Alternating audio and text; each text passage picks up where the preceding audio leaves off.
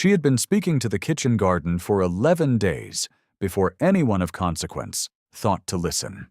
The walled garden at Witchford Park sat at the estate's eastern edge, separated from the main house by a long gravel walk and a stand of lime trees that had gone without proper trimming for at least 2 seasons. Miriam had noticed the limes on her second morning, had counted the broken espaliered branches along the south-facing wall on her third, and by the 4th day had engaged the undergardener, a diffident young man named Pell, in a conversation about the kitchen beds that left him simultaneously more informed and more anxious than he had been before it began. By the 11th morning, she had made herself indispensable to a house whose master had not set foot in it for 14 months, which was precisely why the sound of hooves on the outer drive at 9:30 on a Tuesday in early September reached her first as an inconvenience. She was kneeling beside the second bed, pressing a heel of her palm into the loosened soil around a late-planted leek, when Pell appeared at the garden gate with his hat in his hands and his expression suggesting the approach of weather. "A carriage, Miss Ashby," he said. "And a riding horse alongside. 2 footmen in livery I don't recognize." Miriam sat back on her heels and looked at the soil on her glove. She had been wearing the brown kid pair, the ones with a small mend at the left forefinger that she had done herself in March, because she had not yet had reason to wear anything finer inside the garden walls. She understood, in the moment before she stood, that she was about to have such a reason. She did not hurry. She pressed both hands against her knees, rose to her full height, and looked once down the length of the kitchen beds. The turnips and the late cabbages and the sad, straggling row of parsley that Pell had let go half to seed, and she thought that there was a great deal still to do, and that it would keep. The Earl of Witchford came through the lime walk at a pace that suggested he had been in motion for some time and had not yet decided to stop. He was taller than she had expected, which was a foolish thought, since she had expected nothing. Having assembled her idea of him entirely from the solicitor's dry correspondence and the housekeeper's careful silences. He wore a coat the color of smoke, and his face, when he turned it toward the garden gate, was a thing she could only describe to herself as deliberately uninformative, the way a sealed letter offers nothing until it is opened. He stopped when he saw her. Not a social stop, not the managed pause of a man deciding how to address a servant he had not anticipated finding. He stopped the way a man stops when the ground produces something he had not charted. "Miss Ashby," he said. It was not a question. He had been told her name then, or had deduced it from the fact that she was the only woman in the kitchen garden holding a muddy glove. "Lord Witchford," she said. She did not curtsy. She gave a small, correct inclination of her head, the kind that acknowledged rank without performing supplication, and she watched his face for the moment of recalibration that usually followed when a woman in her position did not immediately reduce herself. It did not come. His expression did not change at all. That, she would think later, was when she first became uneasy. "I did not anticipate your arrival until October," she said. "Mr. Ferris's letter indicated the house party was to begin on the 15th. "Mr. Ferris's letters," he said, "are frequently optimistic." He looked past her to the kitchen beds, where Pell had been attempting to become invisible against the far wall. "How long have those parsley plants been allowed to run?" "Since at least June," Miriam said. "I have them on a list." Something shifted at the corner of his mouth. She could not have said what it was. He looked at her list, and then at the garden, and then back at her. And he said, "Carry on," and walked back toward the house. He had not told her she had done well. He had not suggested she had done otherwise. He had simply said, "Carry on," as if she were a campaign that had been proceeding satisfactorily in the commanding officer's absence and was expected to continue doing so. She was not certain whether she was insulted or relieved. She returned to the leaks. The drawing room introduction happened that evening, and it had the quality of a theater piece in which one of the performers had not been given the full script. Lady Dorothea Wycliffe occupied the wing chair nearest the fire with the ease of a woman who had spent a great many years arranging herself to maximum social effect. She was Edmund's mother, though she wore the fact lightly, as one wears a fur when the season calls for it and sets it aside without ceremony when it does not. She had arrived an hour after her son, with her maid, her dressing case, 2 hat boxes, and an expression of well-managed surprise, as if she had not arranged this visit to coincide precisely with Edmund's return. Miriam had changed her gown. The brown merino was the better of her 2 house gowns, but against the soft candlelight of Witchford's drawing room, it announced itself immediately as a thing that had been turned once and retrimmed twice, a gown that had been doing its best for 3 seasons and was beginning to show the effort. "Ah," said Lady Dorothea, looking at Miriam with a warmth that sat entirely on the surface of her expression. The little companion. Edmund did mention that Ferris had engaged someone to keep the house from entirely reverting to nature. She paused. "You must find it very large." "I find it in need of attention," Miriam said. "Which is, I believe, why Mr. Ferris engaged me." "Quite." Lady Dorothea's eyes moved to Edmund, then back to Miriam, the way a chess player moves her attention between 2 pieces that require managing. "Still, 412 acres for a single gentlewoman of limited experience. It is a great deal to be responsible for." She said it with perfect kindness. She said it in the register of a woman who has spent a lifetime delivering wounds that leave no visible mark, and Miriam felt it in the specific place such things land, the small interior place where a woman keeps her honest assessment of what she is worth and what the world will allow her. "I find I manage," Miriam said. She looked at neither the Dowager nor the Earl when she said it, which was, she understood afterward, the only way to keep her voice from betraying that the wound had landed. Edmund said nothing. He was standing at the window with a glass of wine he had not touched, and Miriam could not see his face. If the drawing room was the first room in which Miriam was required to understand her position, the kitchen passage introduced her to the second.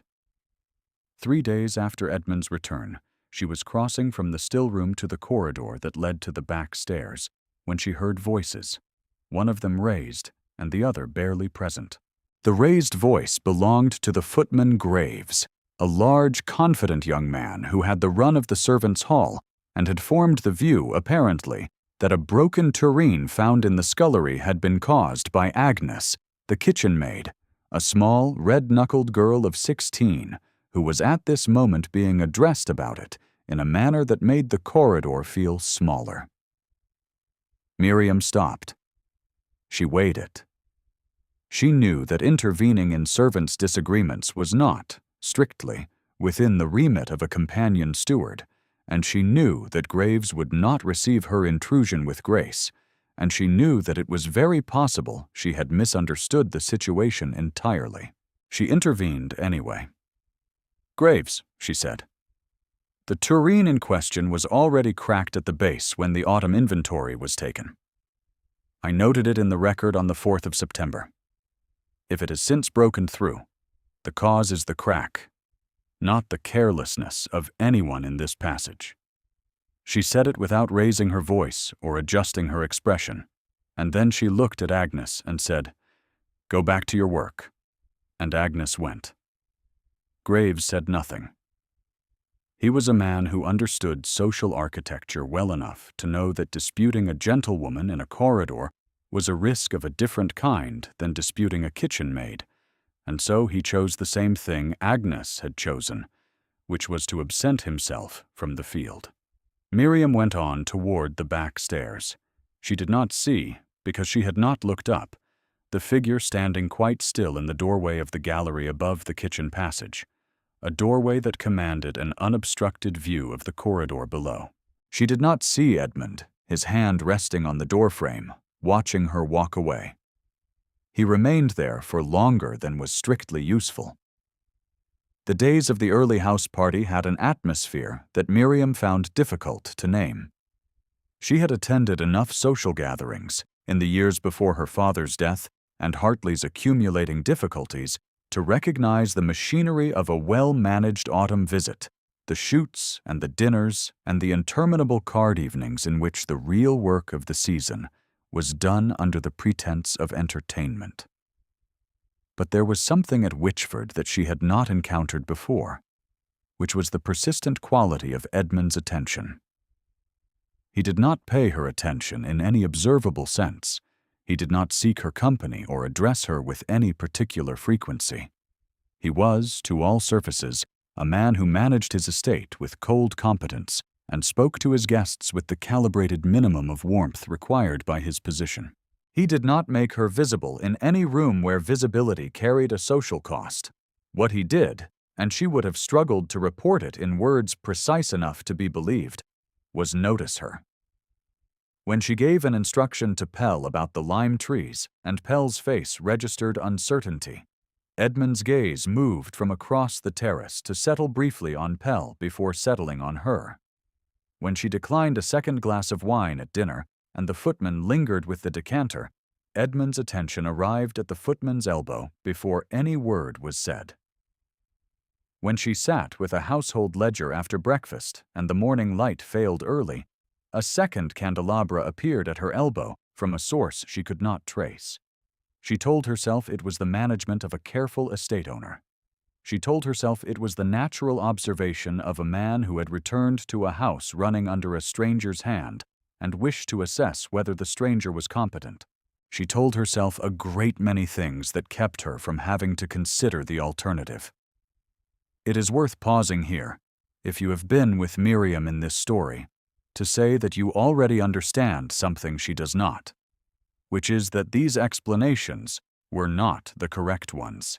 If this is the kind of story whose shape you have felt before, leave a word in the comments when you finish it, and stay close for what comes next. A week into the house party, Edmund walked her to the far edge of the walled garden after the other guests had gone in, and they stood at the gate that opened onto the park's eastern meadow, which was still green in the September light despite the chill. And she said, without quite having intended to, that 412 acres was a great deal for one person to hold. He did not answer immediately. The wind was coming off the meadow in small, cold gusts that lifted the hair at her temple, and she was aware of him very close beside her. Not improper, not suggestive, but present in the specific way that certain people are present, which is to say that she was conscious of the space between them, as a defined thing. "My son," he said, and then stopped. She waited. He liked this gate, he said. He would stand here and count the deer in the evening. He said 4 was a lucky number, and he was always looking for a 4th. It was the first time he had spoken of the child. Miriam knew of Thomas only from Mrs. Doone's careful reference to him 3 days after Miriam's arrival, a reference that had included the words 6 years old and 3 years since, and an expression on the housekeeper's face that closed every other door before it was finished. Edmund did not look at her when he said the boy's name. He looked at the meadow, and his face did the thing it did when he was managing something that was larger than what was visible, which was to go very still. The stillness of a man who had learned that motion was how feeling escaped and had spent 3 years making certain it did not. He was 6, Miriam said. Not a question. She simply said it the way she would confirm the entry in a ledger, because she understood that what he needed was not comfort, but witness. He was 6, Edmund said. She understood then, completely. that the coldness she had read as indifference was not indifference at all. It was the posture of a man who had lost the one thing he could not account for, the one thing that had not been within the scope of his management or his rank or his considerable discipline to keep safe. It was a man who had decided that presence was dangerous and had organized himself around absence as a form of protection. She thought, "I know what it is to organize yourself around absence." She did not say it. She looked at the meadow, and the wind came again, and they stood there together at the gate as the light began to soften. And nothing more was said. And it was one of the most complete silences she had ever occupied. Miss Cecily Farrow arrived on a Thursday at the end of September, in a carriage that had been freshly lacquered and with a wardrobe that had been freshly made, and she was everything the season approved of. Fair, composed, accomplished in the drawing-room sense, and possessed of a quality of social confidence that came from having been told, at every important moment of her 22 years, that she was the correct choice. She was brought by the Dowager, who installed her at Witchford with the efficiency of a general placing a defensive line. And if Edmund looked at Miss Farrow with any expression other than the same calibrated minimum he afforded every guest, Miriam did not see it. What she saw was Lady Dorothea, 2 evenings after Miss Farrow's arrival, in the drawing-room before dinner, with the full assembly of the house party present, turn to a neighboring guest and speak in the carrying voice of a woman who intends to be heard across precisely the radius she has selected. "One does feel for these reduced gentlewomen," Lady Dorothea said, looking at no one in particular, which was how she indicated she was addressing the room. "Placed in houses too large for them, managing affairs above their competence, and always in danger of mistaking a temporary arrangement for a permanent one. It is a species of confusion very easy to understand, and very difficult to correct, without some hurt." Miss Farrow said nothing. She held her fan at a measured angle and looked at the fire.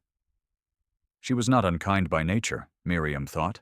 She was simply trained to watch the Dowager's maneuvers as one watches weather, with the understanding that the weather would continue whether or not she approved of it. Miriam set down her coffee cup with more precision than the cup required. She felt the wound land, the same wound in the same location, but wider now, because it had landed in front of witnesses. She looked at Edmund.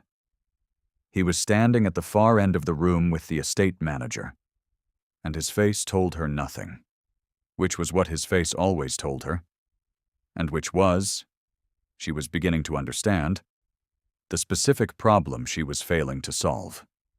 The night of the dark moment arrived on a Wednesday, and Miriam arrived at it through a small, simple accident of geography. She had gone to the library for a book she had left on the side table that morning, a volume of estate accounts from the previous decade that she was cross-referencing against the current records, and she had reached the half-open door when she heard Edmund's voice, and stopped before she entered. Not from any intention to listen, but from the reflexive hesitation of a woman who has learned that rooms containing the Earl of Witchford also tend to contain something she is not prepared for. She heard Lady Dorothea say, "You will not do better than Cecily, Edmund. She is exactly what Witchford requires. The matter of Miss Ashby's arrangement can be resolved by the end of the week." She heard Edmund say, "I am aware of what Witchford requires, Mother." "Then you will see the sense of it," Lady Dorothea said. There was a pause. It was a pause of such length and weight that Miriam, in the corridor, understood it the way a jury understands a verdict before it is spoken aloud. She did not stay to hear what followed it. She turned and went back down the corridor, and her footsteps were very quiet on the runner, and the house around her continued in its ordinary evening occupation, as if nothing had altered. Something had altered. She sat in her small room for a long time afterward, in the chair by the window that looked out over the south lawn, where the lime trees were now trimmed properly, which she had arranged in the second week, and the kitchen garden wall was patched at the eastern corner, which she had arranged in the third. She had found, in 11 days, and then in several weeks more, that 412 acres was precisely the size of a place that had been waiting for someone to pay it attention, and she had paid it attention in every way she knew, which were the same ways she had paid attention to everything in her life that mattered and could not keep her. She wrote the letter to Edmund before she slept. She wrote it in the honest, plain register she used for ledgers and correspondence with solicitors, because it was the only register in which she trusted herself to say what was true. She told him that she had found the park worth preserving, that she hoped Pell would be given more support than he had received, that the east wall of the walled garden would need pointing again before spring, or the frost would finish what the damp had started. She told him that she had not meant to stay longer than her engagement required, and that she had not intended to become attached to any part of the arrangement, and that she was aware she had failed in the second of these intentions, and that the awareness was hers to manage and not his concern. She sealed it. She left it on the writing table with his name on the outside in her cleanest hand. She rose before light and dressed and went down through the quiet house and out through the servants' entrance and across the south lawn and along the path that followed the park's edge. The grass was heavy with dew. The sky was the particular gray of early October, the kind that promises nothing and delivers it thoroughly. She walked the full perimeter of the park's eastern boundary, all the way to the far gate, the one that looked out over the meadow, where the deer came in the evenings, where she had stood with Edmund on a September afternoon and learned the shape of his grief. She stopped at the gate. She put her hand on the top bar, which was cold and slightly damp, and she looked out at the meadow, which was empty of deer and gray with morning. "It is too large for one person," she said. Not to anyone, because there was no one. She said it the way she might write it in a letter, or a ledger, as a factual statement of the case. The park at Witchford, 412 acres, a walled kitchen garden, 400 yards of boundary walk, one gate facing east, and no single person sufficient to its proportions. She heard footsteps on the grass behind her. She did not turn immediately. She heard the footsteps slow and then stop, and she felt in the exact same way she had felt his attention across a drawing room and a kitchen passage and a September evening, that it was him. "Miss Ashby," he said. She turned. He was holding her letter. He had come in his coat without a hat, which meant he had left the house very quickly, and his hair was disordered from the walk, and his face was doing something she had not seen it do before, which was to present itself without management. "I read your letter," he said. "I gathered," she said. "You stated that you had become attached to parts of the arrangement," he said. He looked at the letter, and then at her. "Which parts?" This was not a question she had prepared for, despite having written the letter that apparently prompted it. She looked at the gate. She looked at the meadow. She looked at him. "The east wall," she said. "The kitchen beds. Pell's confidence, which has improved materially. The library." She paused. "The gate." "The gate," he repeated. "It faces east," she said. "The light is good in the morning." He folded her letter and put it in his coat pocket. He did not take his eyes from her face, and she stood very still under his attention, the way she had stood still in a great many difficult moments in her life. Because stillness was the one form of endurance that could not be taken from her. "I did not agree to the Farrow arrangement," he said. "I told my mother I was aware of what Witchford requires. I was not agreeing to anything she had said. I was indicating that the subject was closed." Miriam looked at him. "You heard only the pause," he said. She said nothing for a moment. Then she said, "I heard the weight of it." The weight, he said, was not the weight of agreement. The weight was the weight of a man considering how to tell his mother to cease directing him in a matter she does not understand. He looked at her very steadily. "She does not understand it," he said, "because I have not told her. I have told no one. I am telling you." The meadow was behind her, and the light was still gray, and her hand was still on the cold bar of the gate, and she thought, "I have organized myself around absence for so long that presence feels like a grammar I have forgotten how to read." She said, "Thomas liked this gate." "He did," Edmund said. "He counted the deer," she said. "He was," Edmund said, and his voice did the thing she had not heard it do before, which was to carry something it had not been carrying. Very good at counting.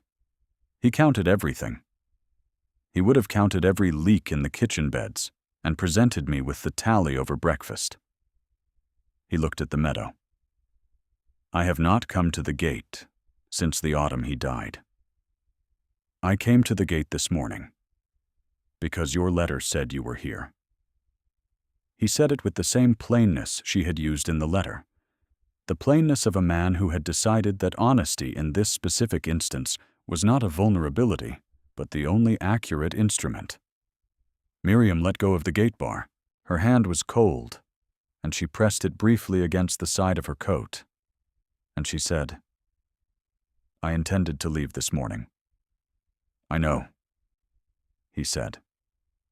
"That is also why I came. If you have been waiting for this moment in Miriam's story, you already know what it felt like to stand at that gate in the gray October morning and hear a man use the fact of your departure as the reason to arrive. Leave a word for it in the comments, because some things deserve a name.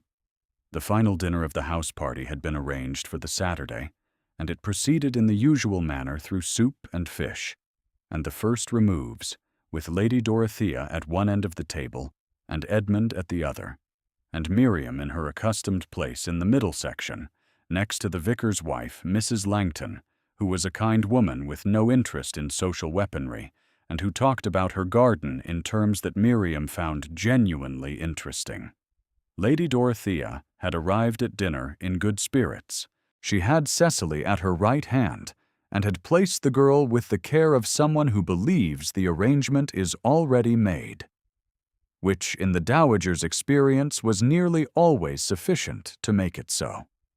She spoke across the table with the warmth of a woman who had navigated 60 years of social machinery and had never been successfully opposed within it.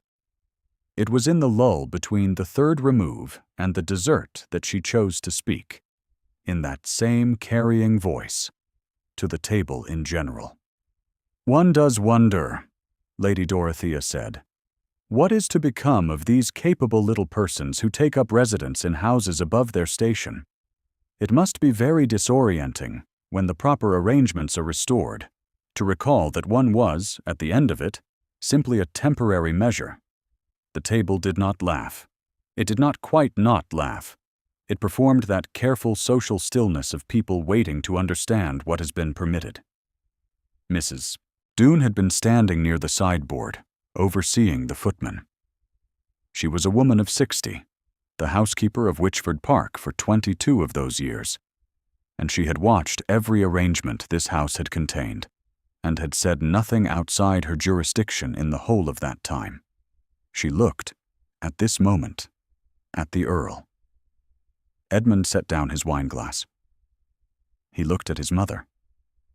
He looked at Miss Farrow, who looked at the tablecloth with the expression of someone who would have preferred not to be present for what was about to occur.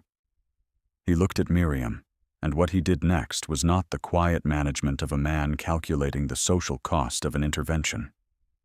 He stood. The table went very still.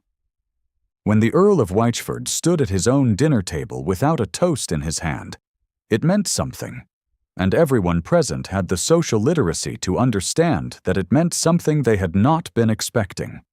"Miss Ashby," he said, and his voice was at its absolute flattest and most deliberate, the voice that derived its authority from exactly its refusal to perform, has directed the restoration of this house for 7 weeks. She has repaired the east wall, reclaimed the kitchen beds, trained the undergardener, reconciled 14 months of household accounts, and managed the opening of this house party with a competence I have not seen here in 3 years.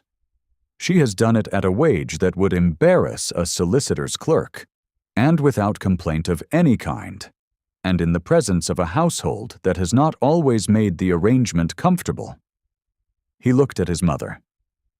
She is not a temporary measure. I do not intend her to be.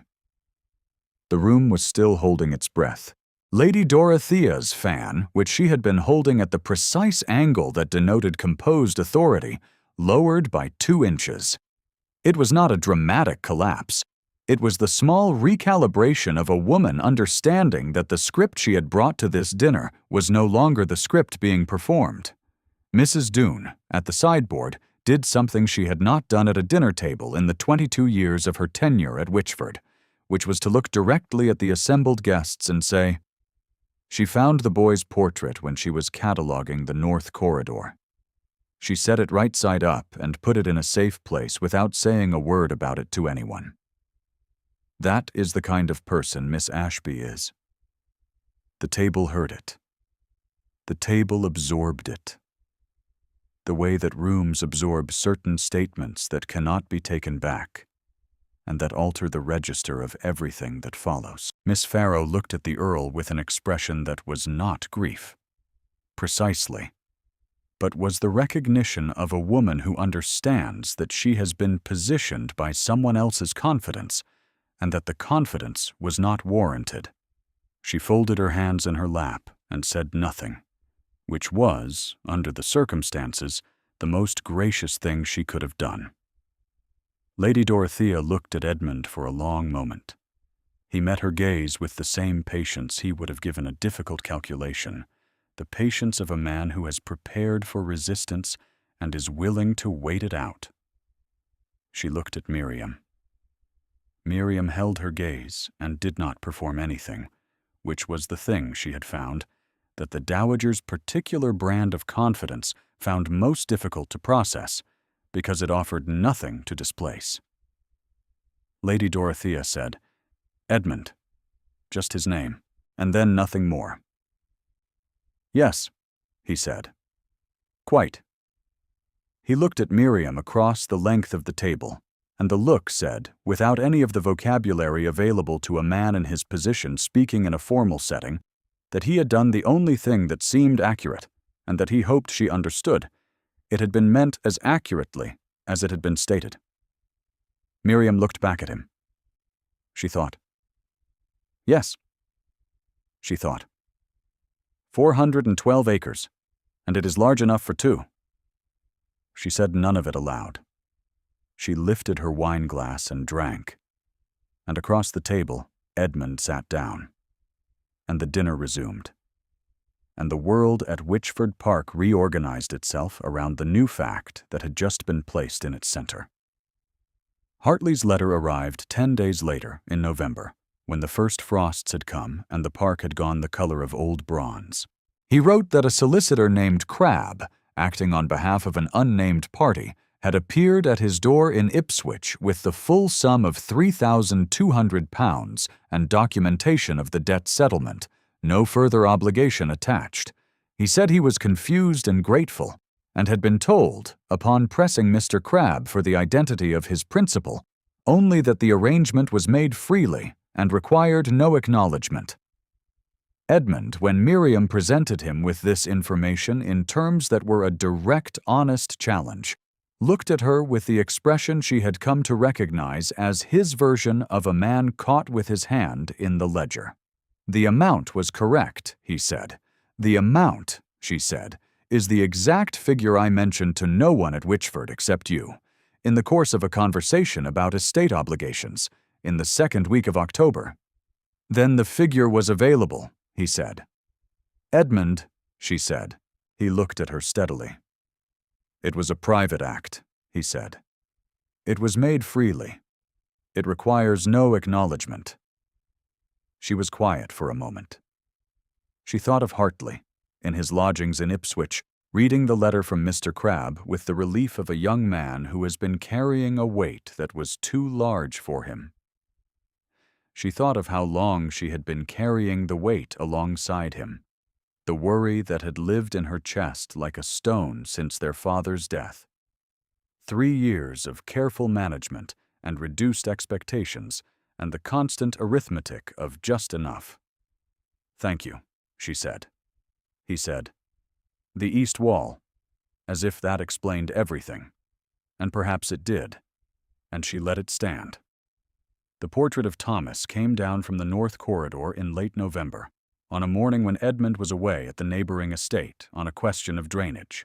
Miriam had found it, weeks earlier, turned to face the wall beside the third window, wrapped in a cloth that had been there long enough to leave a pale rectangle on the wainscoting behind it. She had straightened it then, as Mrs. Doone had said, without remark, and left it in its place. Now she carried it herself to the sitting room that connected to the library, the room where the winter fire was kept going from October through March, and she set it on the mantel where the light from the south window fell on it in the afternoon. It was a small portrait. Thomas had been painted at 4, 2 years before his death, in a blue coat with a white collar, and he had his father's stillness in the eyes, and something else entirely in the set of his mouth, an expression of great seriousness about to be broken by a thing not yet arrived. She straightened the frame and stepped back and looked at him. Edmund found her there when he returned. He stood in the doorway for a long moment, he said nothing.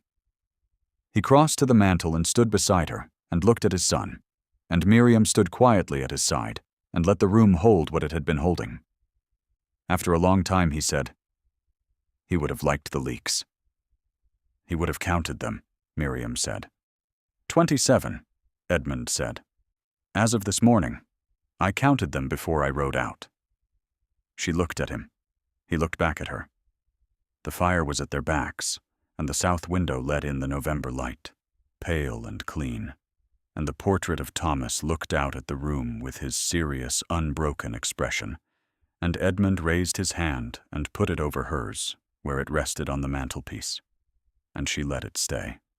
The snow came in December, the proper kind, not the light dusting that dissolved before noon, but the kind that committed itself, that settled on the park's eastern meadow, and on the walled garden wall, and on the lime trees, and on the gate, where a small boy had once counted deer in the evening. Miriam stood at the sitting-room window and watched it come down and felt, for the first time in longer than she could honestly calculate, that she was standing in a place that was not temporary.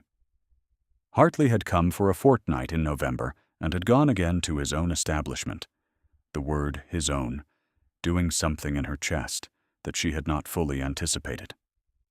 Mrs. Doone moved through the house with a warmth that had not been present in the early days, a warmth that manifested in small specific ways, a fire laid without being asked for, a pot of tea appearing at the writing table at the hour she had begun to expect it, a greeting at the morning stairs that included her name without the managed distance that had lived there in September. Pell had been given a second undergardener. Miriam had written the recommendation herself, and Edmund had confirmed it without alteration, which was the manner in which they had begun to operate, the two of them, as a kind of ongoing practical agreement that had not been formally named, but that both of them understood to be the shape of the thing going forward. She was still at the window when Edmund came into the room, and he stood behind her and looked out at the snow on the park and said, 412 acres. "I know the number," she said. "I thought," he said, "that the number might be better with 2 people in it."